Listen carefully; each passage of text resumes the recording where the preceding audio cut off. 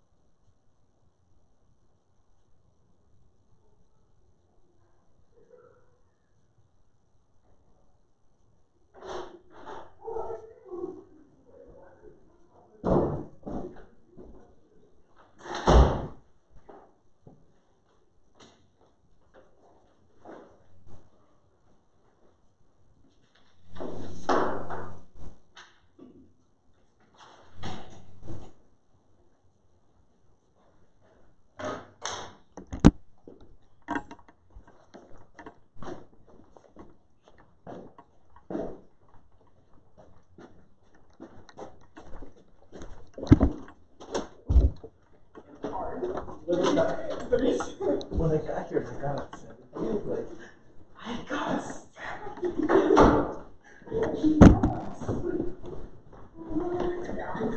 Colors.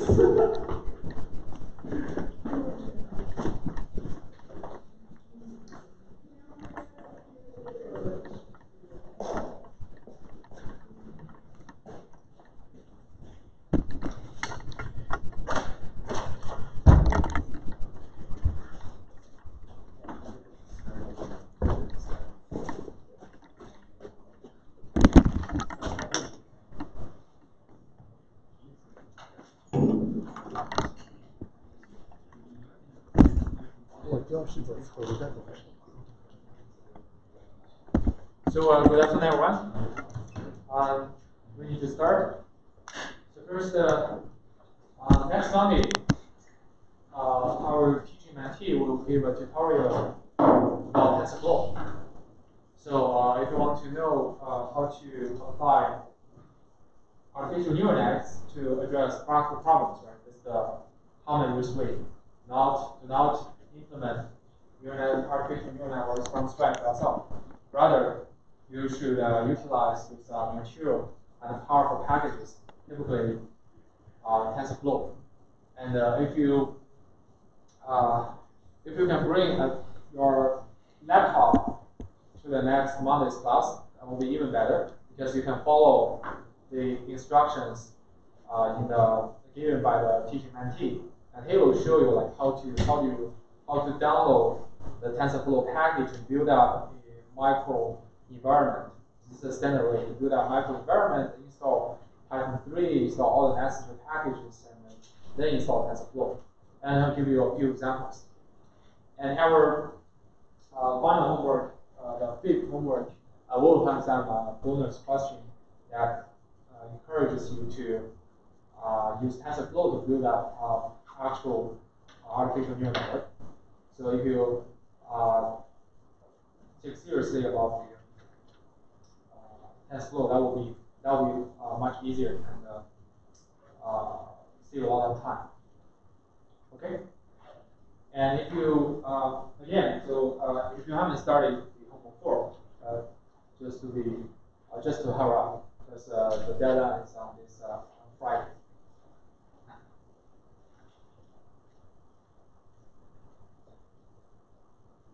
So any question regarding homework and class project? We're going toward the end of the semester, so I have to remind you again and again. So don't feel too annoyed. So let us continue with artificial neural networks. So in the last lecture, we discussed how to make a prediction with a neural network and how to train a neural network. Right? So we'll spend a bit time to review this content. This is really important. I want to make sure everybody clearly understand the whole computational procedure with artificial neural network. So first, let us review how to make a prediction with a given neural network. Namely that I know the architecture of the neural network, how many layers in total, how many nodes per layer, and also all the values of edges. And then how can I make a prediction given an arbitrary input example? So for illustration, I will draw a two-layer neural network. It's quite a shallow neural network.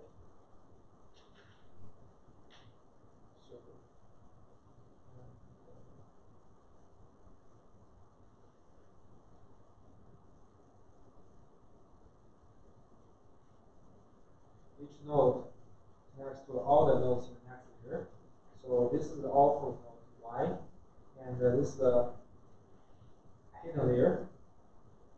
So this is Z0, Z1, and then Z2. And this is X0, X1, and X2. Right? So here Z0 and Z1 are just constant features 1, right? Because we want to account for the bias parameter. So that means the edge, the weight associated with this edge and this edge is just the bias parameter. And now, suppose you are given a specific input vector x, which consists of x0, x1, x2. How do you compute the prediction? That is the output 1. How to do that? An idea?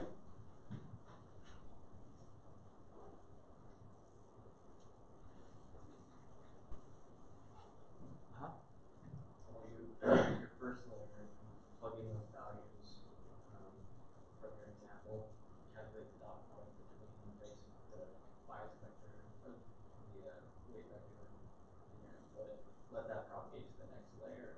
Do that all again, so you end up with your final value, the y, right? Yes, the output layer. Right? The direction is from the input to the output, so this is called a forward pass. And how do we finish this forward pass? We compute each value of the nodes layer by layer. Right? That means, okay, we need to compute z1 given x0, x1, and x2, right? And we need to compute z2 based on x0, x1, x2. And then, based on x0, z0, z0, z1, z2, we compute y. And that's layer by layer. That's how the information is integrated and propagated from bottom to the top. Then let us look at how do we compute those node values one by one. So first, we need to compute z1.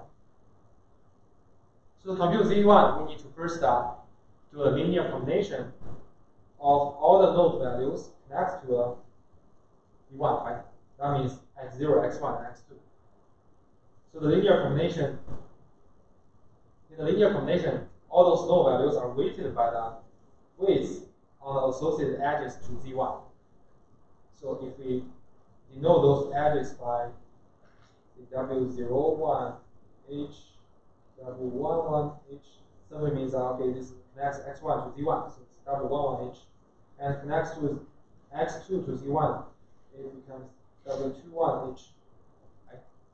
And if we compute linear combination, it's simply as w01h times x0 plus w11h times x1 plus w21h multiplying with x2. This linear combination. And of course, because x0 is simply 1, we can just throw it out, right?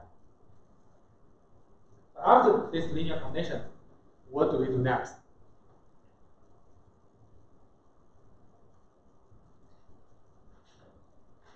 Given this linear combination, how do we get v1?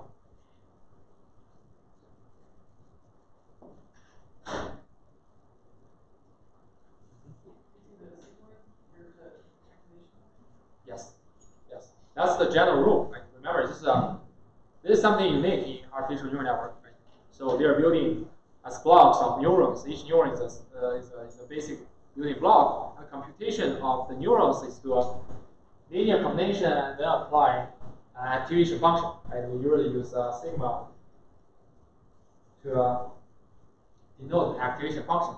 And you can choose a variety of activation functions, such as sigmoid activation functions, Rashodian activation functions, Rayleigh activation functions.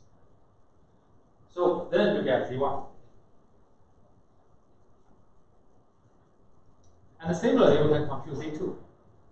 z2 is computed by first to the linear combination by of x0 x weights. Those weights are associated with all the edges next to z2. So for differentiation, let me mark the edges connecting to z2 by the green color. So those edges have a set of different weights to calculate the node value next layer, namely the output node y. Right?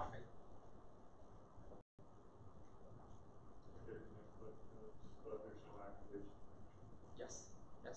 So please remember this subtle difference. This is a convention in artificial neural network community. So in the last layer, in the final layer, we will compute the output. We usually do not apply some nonlinear activation function. We just do a linear combination of all the node values in the previous layer. So here y is simply equals to, if we denote the admits by W0, 1, O, W1, 1, O, W2, 1, O, right? Those are edges. We just do a linear combination based on those edges. W1, 0, 1, O multiplying with 0, W1, 1, O multiplying with 1, and the W2, 1, O multiplying with 2. That's it. And we don't put any activation function on top of that. And then finally, we get our prediction y. That's how we compute the prediction given an arbitrary artificial neural network. And obviously, this can be extended to like even deeper neural network. Right? So no matter how deep it is, you just propagate the information from the bottom level to the upper level. You just compute the node values layer by layer, and integrate the current node values to compute node values in next layer until you reach the output node. So this is called a forward pass.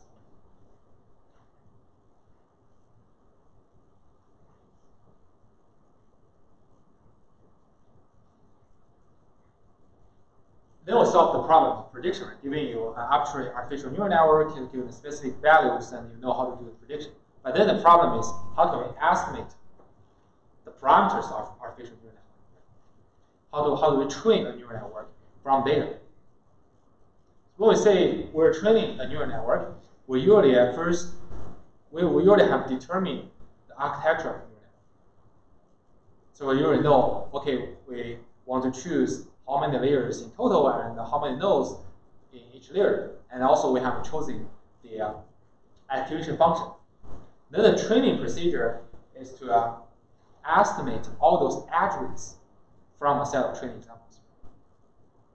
So now I want to ask you, what is the strategy to train an artificial neural network?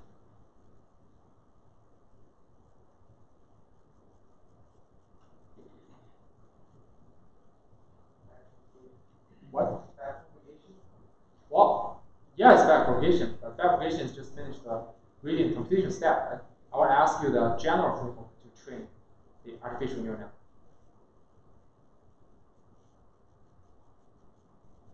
So after this kind of general framework applies to all kinds of machine learning models, right? The stochastic gradient descent. Yes, exactly, right? So we have discussed in the previous lecture, right? Stochastic gradient descent is kind of a universal strategy for you to train any machine learning models you want, right? As long as your prediction can be written as a function determined by some model parameters. So if you have some specific artificial neural network, I mean the specific architecture, and then the output of this artificial neural network can be considered as a function of the input, parameterized by all the attributes. So that means giving you any input x, right? The output can be written as the output of our artificial neural network can be written as a function of x and parameterized by the attributes. Then how can we estimate those attributes out from the data? We use the stochastic gradient descent. More specifically, we need to determine or we need to work out the loss to measure the difference between your prediction and your ground truth label. So suppose you are given a set of examples, x1, y1, y1 to like xn, yn, right? So for each example xi, yi, I want to construct a loss function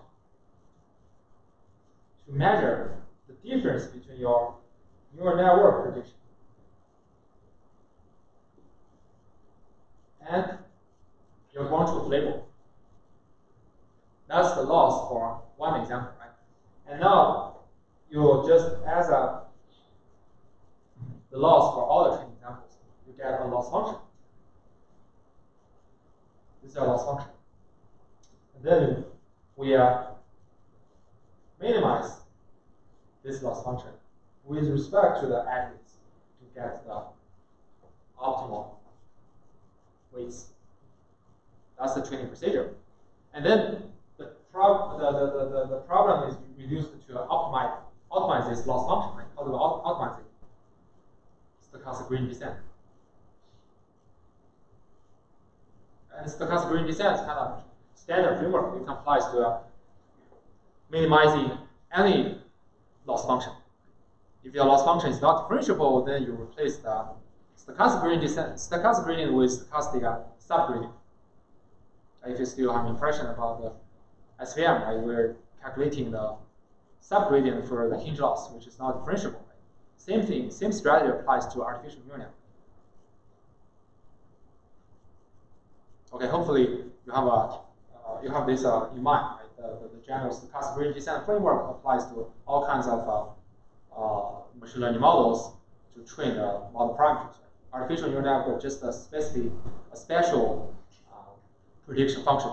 That's it. And this prediction function can be represented by a graph. And then the remaining problem is how to compute the gradient of the attributes. So although it looks straightforward, right? We can just compute the gradient as we do for most of the functions. Right? But it turns out it's not that easy for artificial neural network. The reason is that the modern artificial neural networks are really large. They are both wide and deep. And the computation from the input to the output is fairly complicated. Right? You need to do the linear combination for all the inputs, and then apply a nonlinear activation. Right? You go to the next layer, and for all the values in the next layer, you do the linear combination again, and then do the activation again. Right? You do it again and again until you reach the final output node. But this procedure is quite complicated, and especially when you compute the gradient, you'll find it's quite expensive, especially like when you have millions of nodes and 100 layers. Then the problem is how do we compute this gradient as efficient as possible. So now I want to ask, what's the strategy we discussed in the previous lecture to efficiently compute the gradient?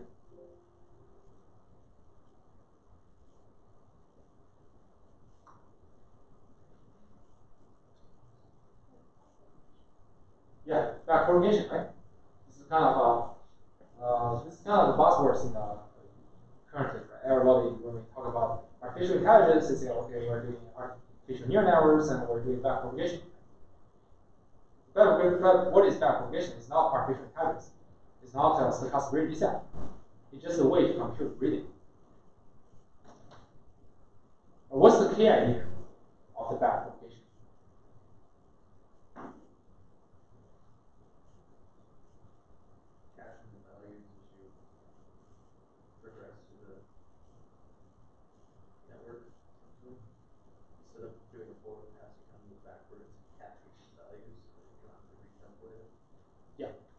You're right. This, the whole procedure is absolutely right. But underlying this whole procedure, what is it? What is the principle? Or what is the rule? Yes, that's the chain rule. So if you use one sentence to express what is backpropagation, right, to some outsiders, right, you can tell them it's just a way to use chain rule. The chain rule is the fundamental rule in calculus. Whenever you want to calculate the derivative for a composite function. Composite function means that, okay, a function y, a function like g is a variable y is function of like g, and g is a function of x, then y is a function of x as well, but it's composite. And then how do you compute that? we can use chain rule. Any questions so far? Okay, so backpropagation essentially utilizes the chain rule, because when we compute the derivatives over each attribute, say from the output layer to the input layer, during the computation we can catch all the partial derivatives, and then to compute the attribute in the next layer, we'll reuse the partial derivatives we previously calculated, so we will never need to recalculate again. By catching and reuse those partial derivatives, we can significantly accelerate the speed. So we have gone through the examples with backpropagation, right? So the last example we discussed in class is given this artificial neural network. Given this artificial neural network, two-layer neural network, how do we compute the partial derivative of our loss function over this particular attribute W2 to H, right? This particular attribute corresponds to the edge connects from X2 in the input layer to Z2 in the hidden layer. And by using chain rule, find that it is equal to first computing the partial derivative of the loss over y here, and then multiplying with the partial derivative of y over z2, and finally multiply with partial derivative of z2 over this attribute. And during the computation process from the top to bottom, right? So these two partial derivatives have already been computed and cached in the previous computation. We don't need to recalculate them here. We just retrieve them from our memory and then multiply with the partial derivative of z2 over w2 to h. You get the result. Right? So that's the major idea. So then we discussed in general, like how we calculate the partial derivative for an arbitrary attribute, W, M, N, H. I don't know which layer. It could be at the very bottom. And in general, to compute this partial derivative, we need to draw all the path from node N. So node N is where this edge connects to or points to. And we need to draw all the paths from node N to the root node. Y. And for each path, we need to compute the partial derivatives over the nodes in each path and multiply them together, and finally multiply with the partial derivative of this node over the attribute. And add them together to get the partial derivative, final partial derivative. And during the backpropagation, all the partial derivatives over the nodes in those paths are computed and cached. So you don't necessarily recompute them. You just need to retrieve them and multiply with the partial derivative of the current node over the attribute. That's it. So this is just a general description. Right? Later we'll go through a detailed example on that. But you should know this general principle to compute the partial derivative over any attribute.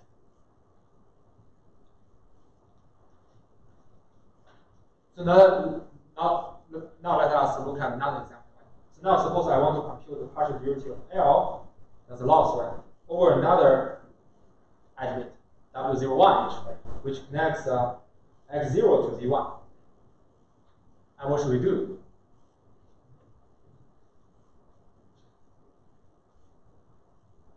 Following what we have discussed a minute ago, right? We first find the node which this edge, particular edge points to, which is Z1, right? And we'll find all the paths from Z1 to the output node Y. Right? How many paths do we have? heard that. 2. You just enumerate all paths from Z1 to the output node Y, right? How many paths do you have? Just 1, right? Remember, this is a directed static graph, right? There's no circles, and you cannot choose this as a path because the direction conflicts, right? So there's only one path from Z1 to Y. And then we need to compute the partial derivative over all the nodes in this path, namely Y and Z1. How we compute? First, for the first node in this path is Y, right? The partial derivative will be the partial derivative of the loss L over Y. And then for the second node, Z1, the partial derivative over Z1 will be the partial derivative of its parent, Z1, right? Over Z1. That's the second term. And finally, you multiply them together, and then you multiply the partial derivative of Z1 over this specific attribute. You get the final derivative over W01H. Does it make sense to you? You have a general sense for this. Okay, because this is really important. I intentionally slow the pace to ensure that everybody follows, right? So if you feel worried, just bear with me. Okay. So now I will give you the general framework to compute the partial derivative of our loss function over an arbitrary attribute. So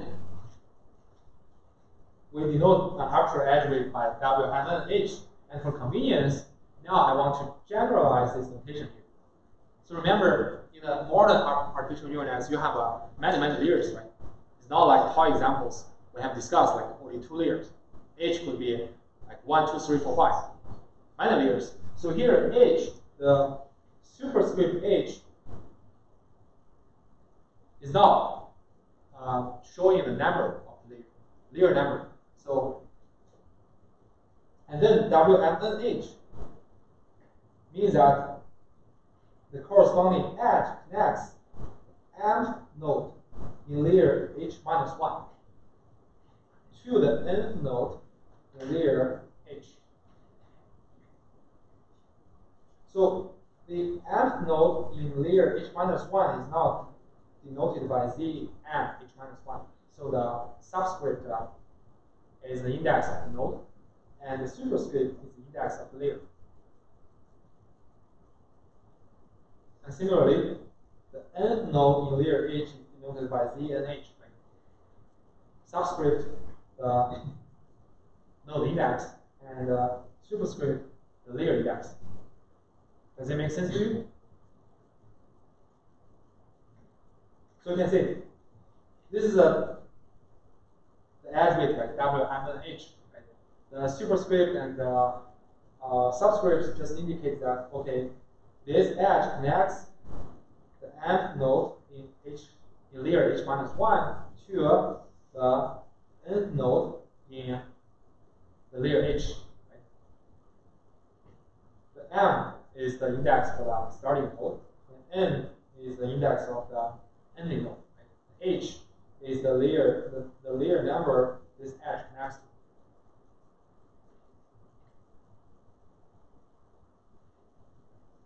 Any question? Everybody feels comfortable? Okay. So, and by default, the input layer is assumed to be layer 0. And then first layer, second layer until the output layer. Output layer is the last layer. So if the output layer is layer T, right? So the output node Y can also be denoted as a Z1T, right? T indicates the layer number, and 1 is the index of the output. Because in the output layer, we don't have like constant feature 1, right? So we can start with the index 1. So any question regarding the notations? Sounds good?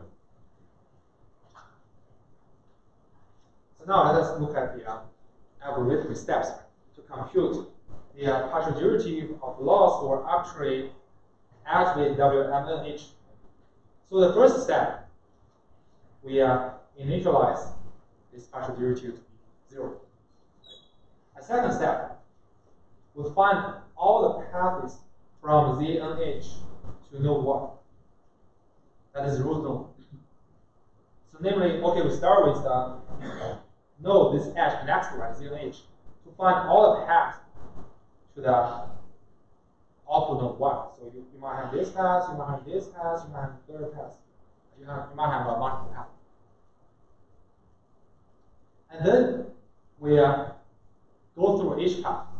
Say the current path is X, right? And for this specific path, we go through each node Z in this path S. And then we compute the partial derivative of Z's parent over Z. If the node is the output node 1, right? So here, right, at the end of this path, of course, there's no parent of this node, right? And then we compute the partial derivative of the loss function over Y.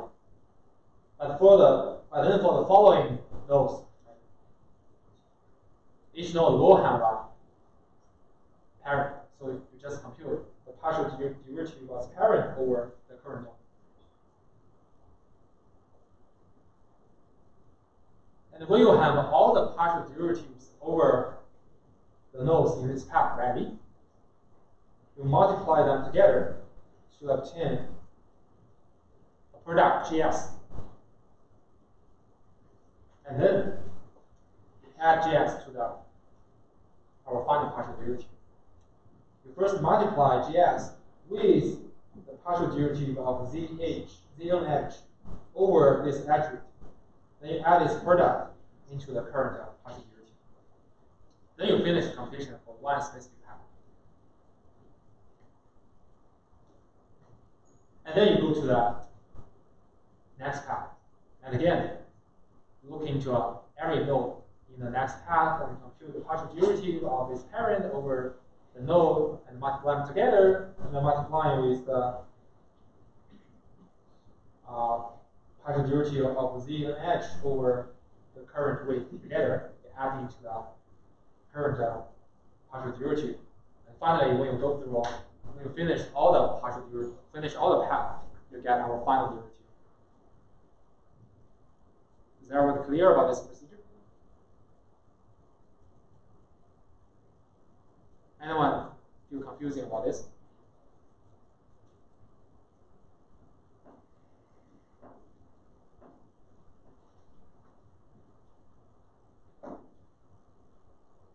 So let me give you an example, right? So suppose I find one path, right? So there are like 3 paths as I just drawn. Let us look at one path. So suppose this path just like this, okay.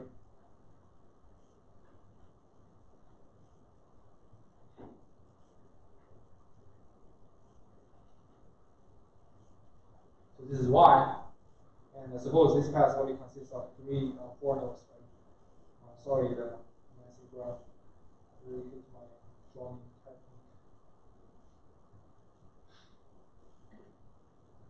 So this is one path. Right? So let me denote this as like Z1 H plus 1, and Z2 H plus 2, and finally get Y. Right? And now we'll just look at this path and see how we carry out computation following the algorithm steps as we just discussed. Right? So we'll look at all the nodes in this path. That includes Y and all the nodes Z2 H plus 2 and Z1 H plus 1, also Z and H. Right? So we need to compute the partial derivative of each node's parent over the node. So for Y, we start with Y, right? Because Y is the ending node of this path. So we just compute the partial derivative of the loss over Y. Right? And then you move to the second node here, that is Z2 of H plus 2. Then you compute the partial derivative of Y over Z2 H plus 2. Because Y is the parent of Z2 H plus 2. And then you move to the next node, that is Z1 H plus 1, right? Then you compute the partial derivative of Z2 H plus 2 over Z1 H plus 1. Because this is a parent, its parent is Z2 H plus 2, and we need to calculate its parent's partial derivative over the current node here, right? And then you move to ZNH, the starting of this path, right? So you multiply with the partial derivative of Z1 H plus 1 over partial derivative of ZHN. Z1 H plus 1 is the parent of ZNH, so we compute its partial derivative over ZNH. Now you finish computation for this particular path. You multiply them together, and then you multiply with the partial derivative of Z and H over adjuvant. You finish whole computation for this path. And what's the next step?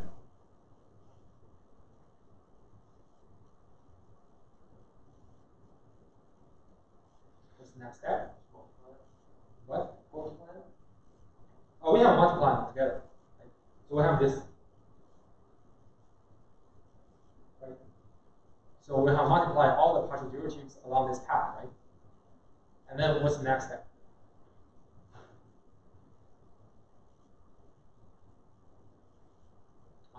We add it to the sum such that all the paths we do, we'll add that. Yes. Just this updated formula, right? We got one path result. We just add them to the partial derivative of our final variable, right?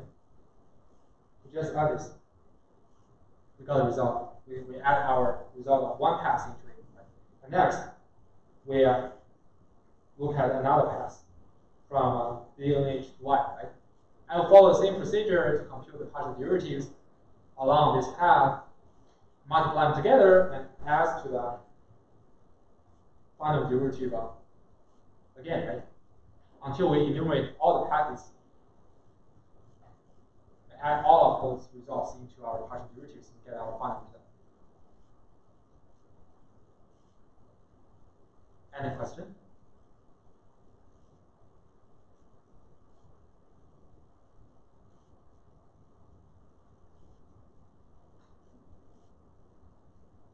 No one feel confusing? Everybody's good?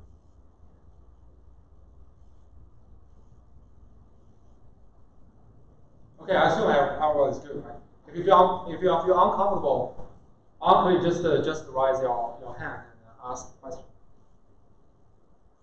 So essentially, this computation is a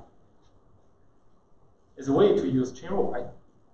All those paths represent the variables which is dependent on this attribute, right?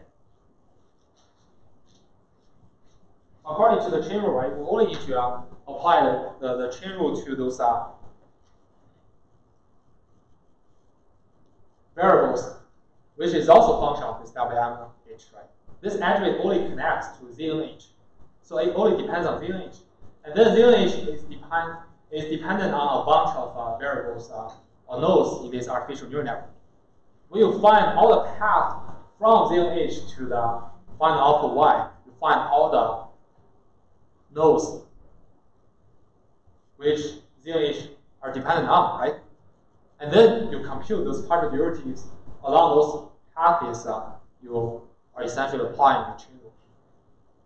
So hopefully you can associate this computation procedure with the chain rule principle. So everybody's good?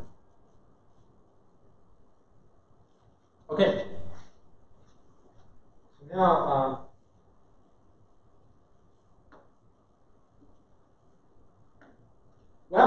we have gone through this algorithm steps, right? But I have looked at some concrete example. So now I want to give you a even more concrete example. And by looking at this example, I think you won't feel any uncomfortable with this procedure. So now I want to use a more complicated artificial neural nets. It's not like 2-layer shallow neural net. It has 3 layers.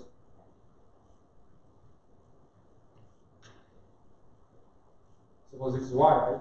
And for each layer, I have like 3 nodes. This is the first hidden layer. So each node connects to all the nodes in the next layer. So now we have a second hidden layer. So again, each node connects to all the nodes in the next layer.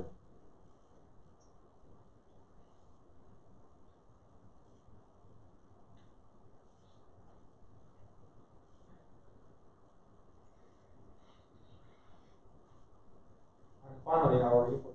So it's a 3-layer layer. So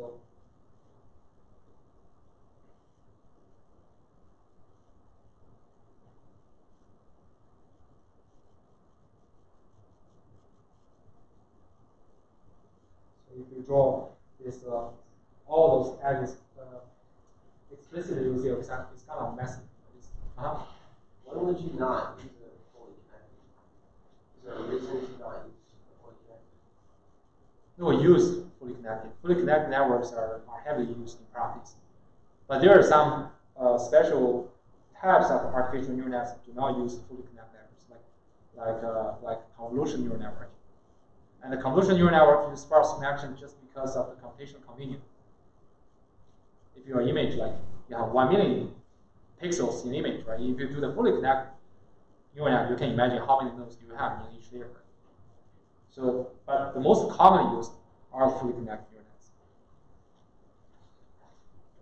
So now here is our 3-layer neural network. This is this layer is input layer. So x0, x1, and x2. So this is layer 0, layer 1, layer 2, and also layer 3. So output layer is layer 3. So now, suppose I want to compute the partial derivative of an attribute here. So let us first denote the node for convenience. So this is a Z01, the nearest node in the first layer, and this is a Z02, and this is a, oh sorry. This is a Z11, the first layer, the first node in the first layer, and the Z21, the second node in the first layer. And similarly, the first node in the second layer is Z02, and the Z12, and the Z22, the second node in the second layer. So, a third node in the second layer. Is it clear to everybody? Those notations, and I want to ensure that even for the superscripts and subscripts are pretty clear to everyone. Okay, so now I want to compute the partial derivative of our loss function over this attribute. So according to our naming rule, we denote this attribute by Z11, W111. Why? Because it connects to X1 to Z1. Starting node is 1, X1, ending node is Z1, and connects to the layer 1. Right? So now I want to compute the partial derivative of the loss over this H with W111. So now let us look at how we use the algorithm steps we have just discussed to compute. What should we do? Any suggestion?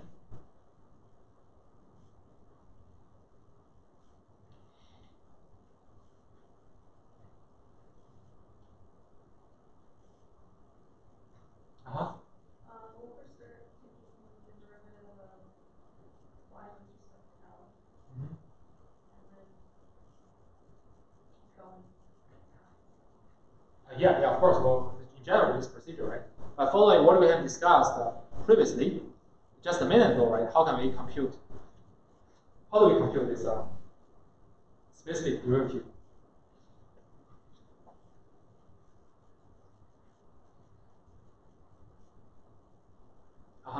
We need to find out the paths from parent node, so like Z1 at layer 1. Right?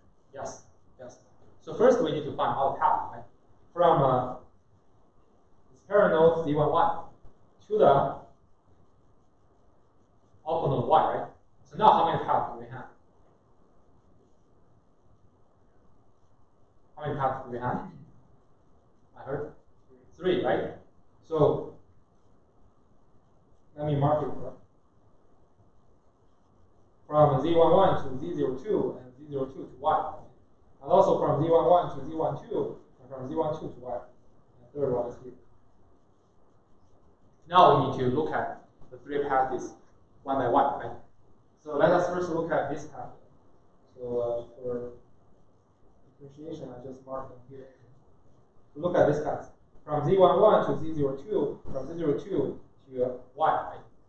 Then to compute, we need to compute the partial derivative with over each node in this path. So the first node is Y. Then the partial derivative is partial L over Y, right? And then the second node is Z02. Z02 here, right? So we need to compute the partial derivative of Z02's parent over Z02. So what's Z02's parent? Y, right? So partial derivative of Y over partial derivative of Z02. And then we move to the third node, which is Z11. Right? And what is partial derivative?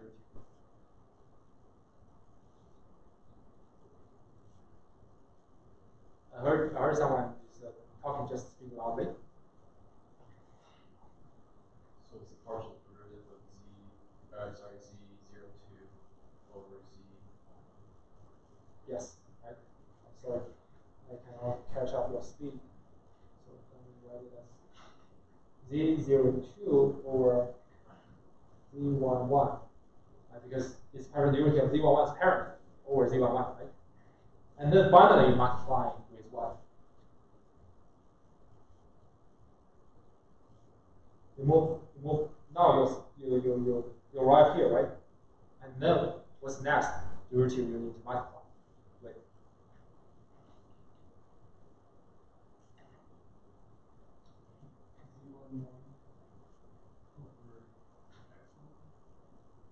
For x1.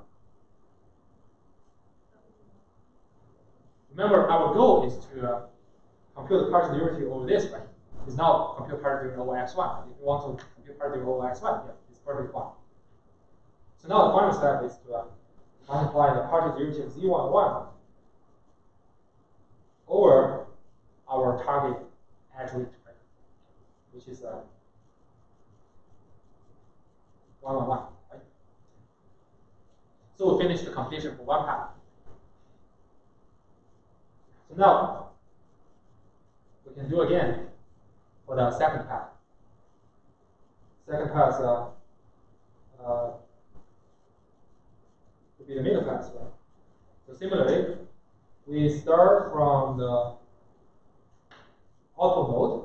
So it is partial derivative of L over Y. The second node is Z12, right? So its parent is Y. So it's partial derivative of Y over partial derivative of Z12. And then partial derivative of Z12 over the next node, Z11. Then multiplying with partial derivative of Z11 over partial derivative of W11. That's the target attribute. So we finish the second path. And then we go through the third path along this way, right? So it's quite mechanical. So the third will be starting from the first node, Y, which is partial derivative of L over Y, and then second node here, its parent is Y, and over partial derivative of Z to 2, multiplying, now you move here, right? So it's partial derivative of z to 2 over partial derivative of z1, 1. And finally, you multiply with partial derivative of z1, 1 over partial derivative of 1, 1. When you go through all the paths connect to z1, 1, and you finish computation, add them together, you'll end up with our target partial derivative. Right? So of course, there are many partial derivatives are shared in the computation. Right? You can further merge those shared terms to reduce the computation as well. So any questions? Any questions so far regarding this computation?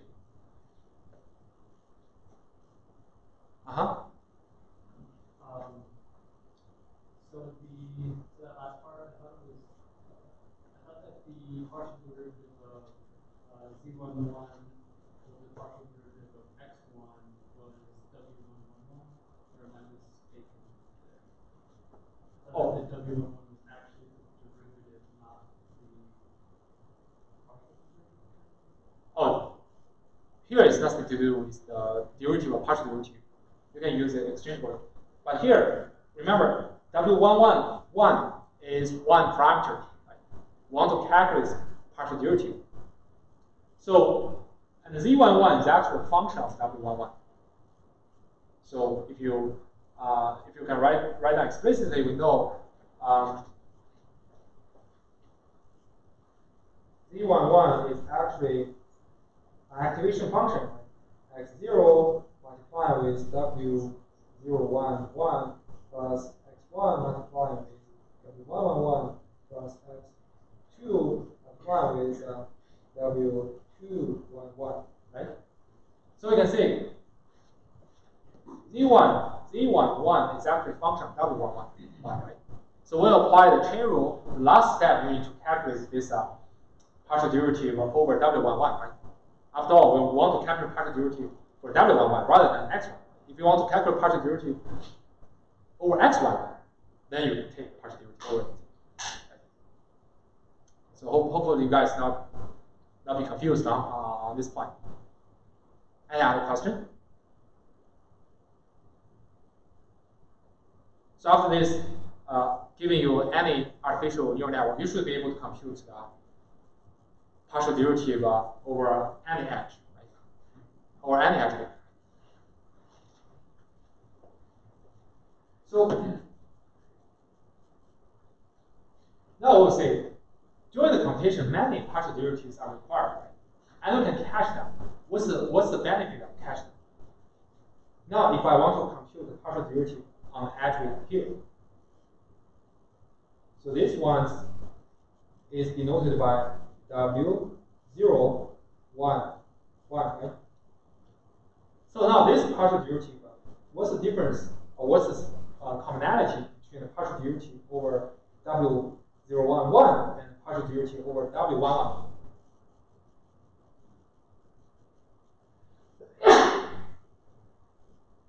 An idea?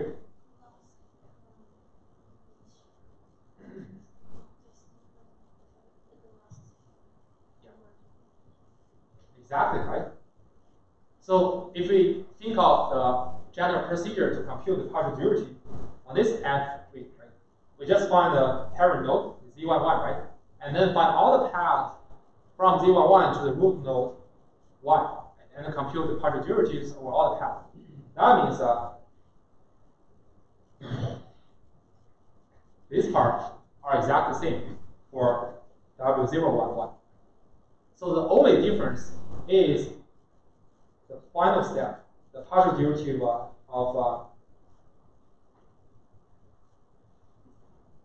Z11 over the partial derivative of W011. Right? So we can simply replace the term here by the partial derivative Z11 over W011. You finish computation. You don't need to recalculate this part. You don't need to recalculate this bunch of results, right? Any question? That's the the key idea here. Whenever we compute a partial derivative, we just catch them.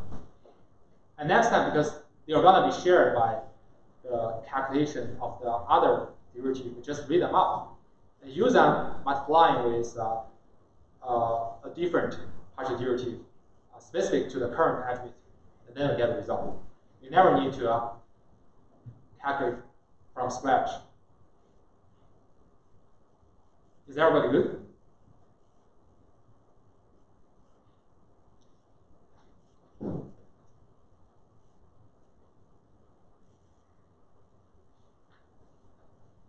So now let me summarize again, right? So we have already computed many of these partial derivatives from the top to bottom.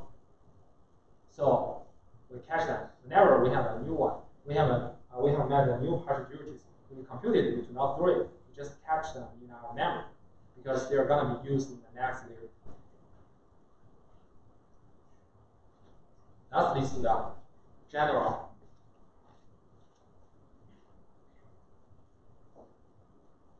backpropagation algorithm. So here is the framework.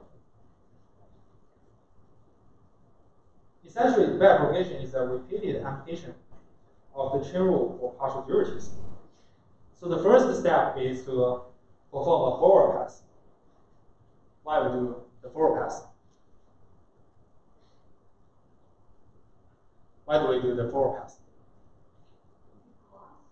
Yeah, we need to keep the loss because we are interested in the partial derivative of the loss over all the attributes, right? At least we need to know the loss first, right? So the first step is to compute the loss through the forward pass, and then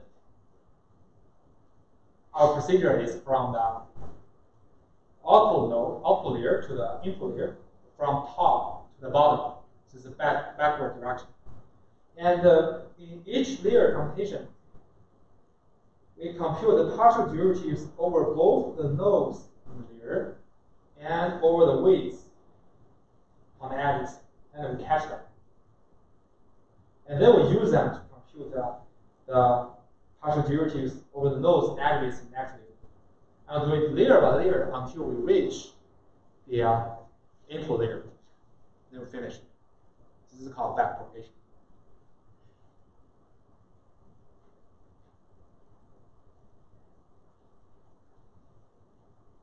So I guess you should have already have a sense of how to carry out backpropagation, right? So now let us look at a concrete example. Let us look at this last example again, and then we go through the whole backpropagation algorithm to give you an entire picture. Now, after that, you should be able to implement your own backpropagation algorithm. So suppose we're still dealing with this three-layer neural network, okay?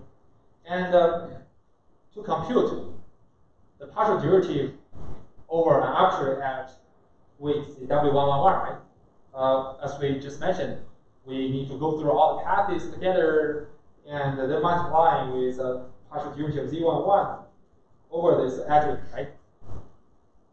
And now, if we look at this bunch of calculation,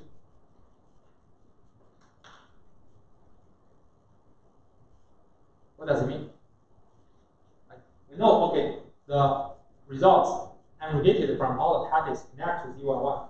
And we just add them together, we multiply a common term, which is the partial derivative of Z11 over W111, right?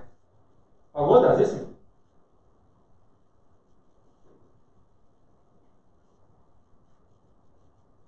What's the meaning for this?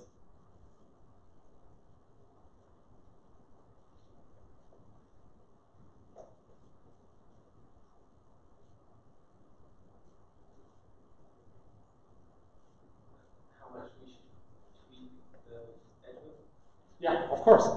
But from the partial derivative perspective, can we give a more succinct definition for this? So what does this three-term summation imply? Right?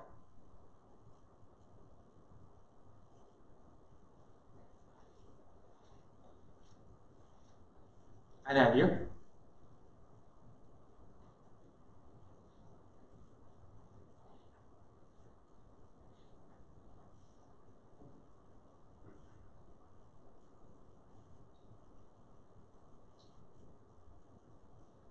We can reuse that term for every edge connecting Z11. Okay.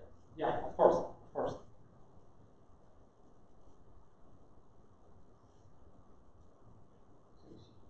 Compute for every node going around.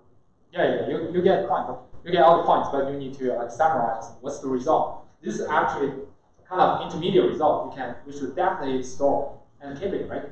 Because they're shared by the computation of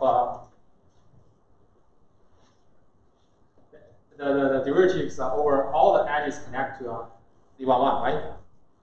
So if you look into the chain rule again, so this part is essentially the partial derivative of loss over Z11, right? You can check. You can check, right? Because you need to apply to calculate the partial derivative of the loss over Z11. You need to find all the nodes Z1 is dependent on, right? That is corresponds to finding all the path connecting Z11 to 1. Because all the nodes on this path can be considered as a function of Z11, right? So the computation of those whole bunch of terms and summation, when we integrate them together, is essentially applying the chain rule to compute the partial derivative of the loss over Z11. So now it gets even simpler, right? So if doing the computation from the bottom layer to the from the top layer to the bottom layer, every time when we catch the partial derivative of the loss over each node, and then we apply this partial derivative in computing the partial derivative of each node over each edge weight, we finish the computation, right? So if you rewrite the partial derivative of the loss over our target edge weight W111, right? So remember, W111 is only a function of Z11.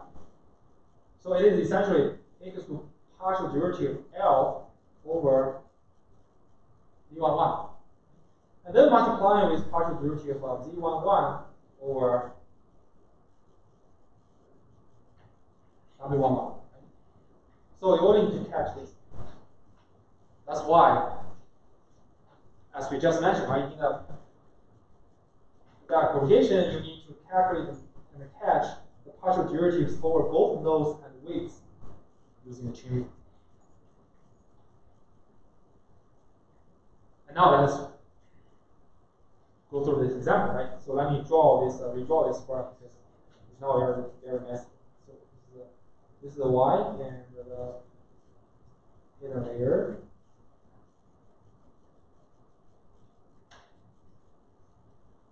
And the second hidden layer.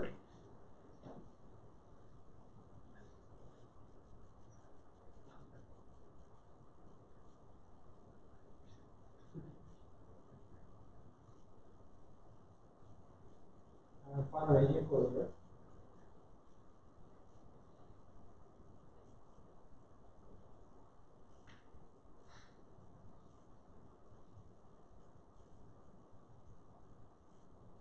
And let me copy the nodes. This is the layer 0, layer 1, and layer 2. So we have x0, x1, and x2. So z0, 1, z1, and z1. So here is z02, z12, and z22. So now to run the back propagation. X0, Z0, but there's implied to be the bias term.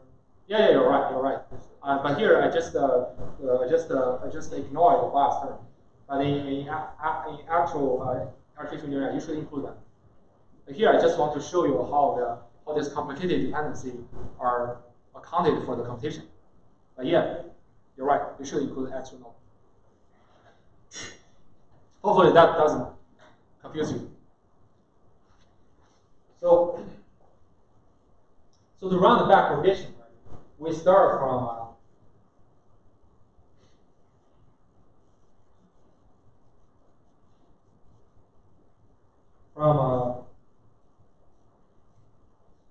layer 3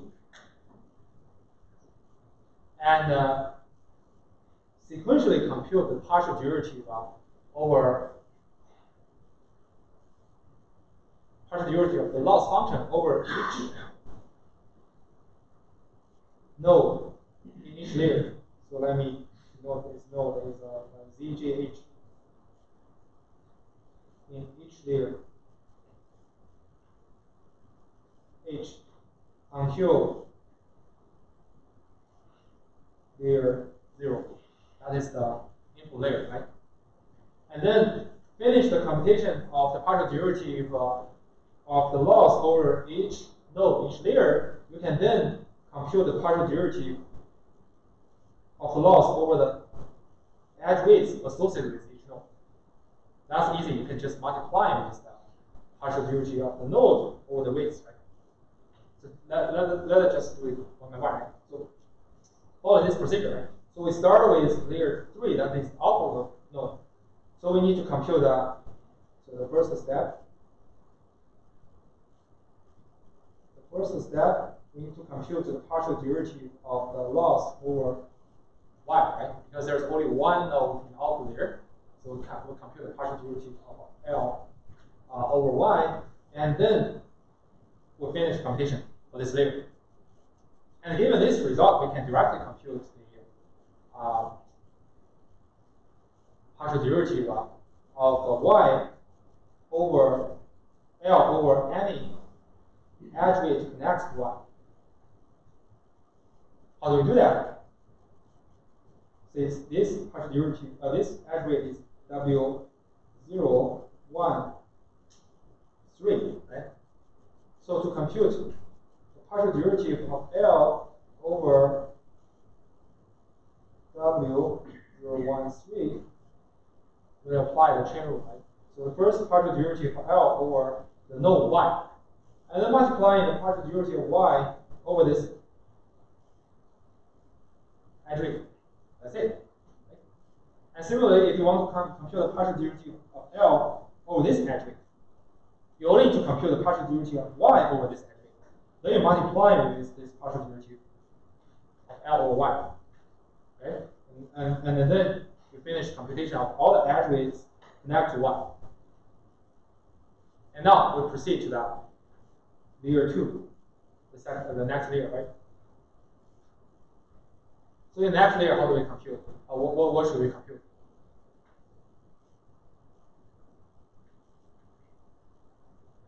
According to back propagation, we need to compute the partial derivative of the loss L over each node in this layer, right? So this partial derivative of L over partial derivative Z02, partial derivative L over partial derivative Z12, and then partial derivative L over Z22. This is layer 2. And how can we compute it?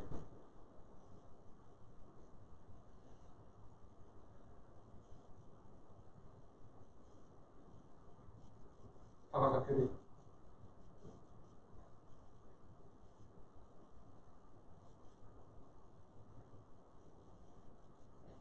So now I use a shaded node to denote those partial derivatives which have already been computed, right? So now to compute the partial derivative of L over Z02, we again use the chain rule. So partial derivative of L over Z02 is partial derivative of L over y, right? It's parent node y. And then the partial derivative of y over Z02. Right? So remember, this one is cached. We don't need to compute again. So we only need to compute this. This is something new we need to finish during this layer. Right? And similarly, if you want to compute the partial derivative of L over Z12, you just multiply with partial derivative of L over Y and then partial derivative of Y over partial derivative of Z12. Right? So following this process, you can compute the partial derivatives over all the nodes in this layer. Right? And actually your chain rule step only needs two terms, right? The partial derivative of L over its parent node multiplying with the partial derivative of its parent node over the current. So you just need to compute one more partial derivative term and then multiply with the previous partial derivative term. You get the partial derivative term for the current node. Any question? I hope everybody perfectly follows this. Right? So now we finished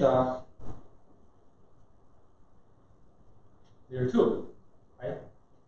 And now if I want to compute any attribute associated with any node in this layer, what should we do?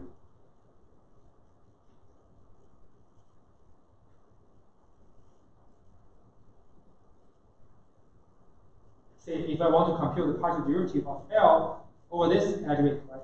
It's denoted by like 0, 0, 2, right? What should we do?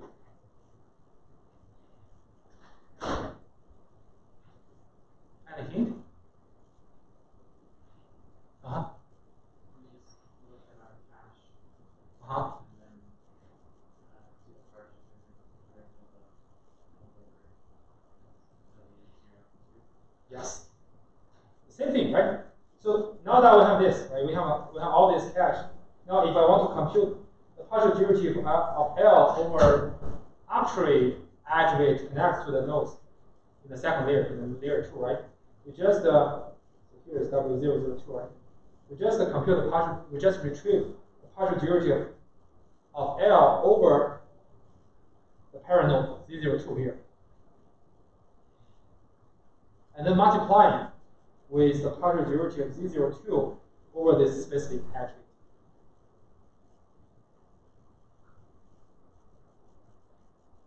Right? And similar thing applies to like the partial derivative of L over this edge, this edge, this edge, this edge, this edge, this edge, all those edges. You can directly compute it, right? By looking at the results here. Any questions so far? It's kind of mechanical, right?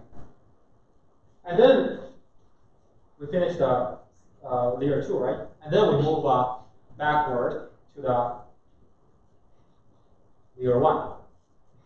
So in layer 1, again, if you use backpropagation, you need to compute partial derivatives of the loss over each node in this layer, right?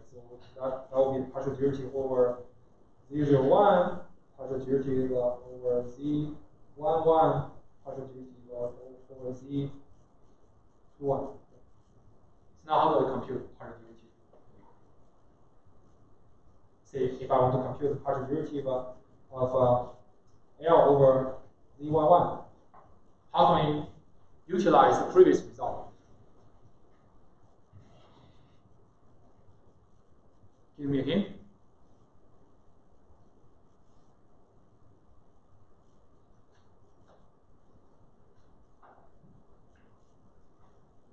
So we have already known the partial derivative of L over all the nodes in the layer 2, right? Now I want to compute the partial derivative of L over Z11. How do we do that?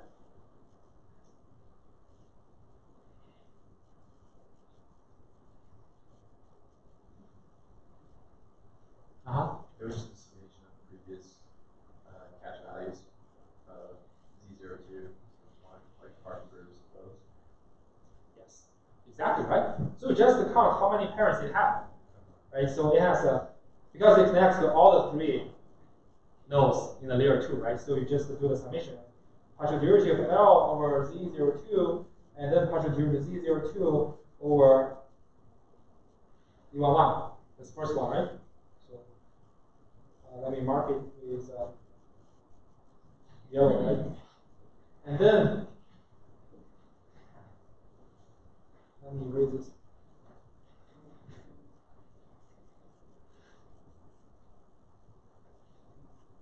Plus the partial derivative of, sorry, partial derivative of L over Z12, right? This is the second parent, right? And then multiplying partial derivative of Z0, Z1, Z12 over Z11, right? That's the second parent here. And third one is here. This parent, the third parent is Z22. So you multiply the plus partial derivative of L over Z22, and then partial derivative of L over, sorry, partial derivative of Z22 over Z11. Now you get the results for partial derivative of Z11. And remember, those partial derivatives on the previous year has already been cached. We do not need to recalculate them. We just need to read out the new things to be computed is just the partial derivative of its parent over Z11. So we follow the same procedure. We can compute partial derivative L over Z02 and Z21. Then you finish computation of the last layer, layer 1, right? And then if you want to compute the attribute, similarly, you just multiply the partial derivative L over this node, and then multiply the partial derivative of node over each attribute. You get the partial derivative of the target attribute. When you reach the final level, you finish the computation. So this is the whole process of backpropagation. And hopefully, after this illustration, you are free to implement your own backpropagation algorithm. Okay, we'll continue the discussion